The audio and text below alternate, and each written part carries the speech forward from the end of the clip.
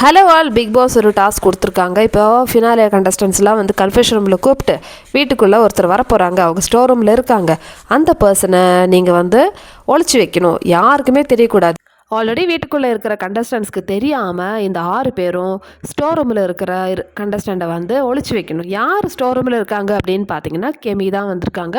So இந்த கண்டஸ்டண்ட்டை வந்து நீங்கள் ஒழிச்சு வச்சா உங்களுக்கு வந்து 1,00,000 கிடைக்கும். ஆனால் நான் சொல்கிற டைம் வரைக்கும் அவங்க ஒளிஞ்சு தான் இருக்கணும்னு சொல்கிறாங்க. ஸோ இதுக்கு வந்து இந்த ஹவுஸ்மேட்ஸ்லாம் வந்து டிஸ்கஸ் பண்ணுறாங்க எப்படி வந்து ஒழிச்சு வைக்கணும்.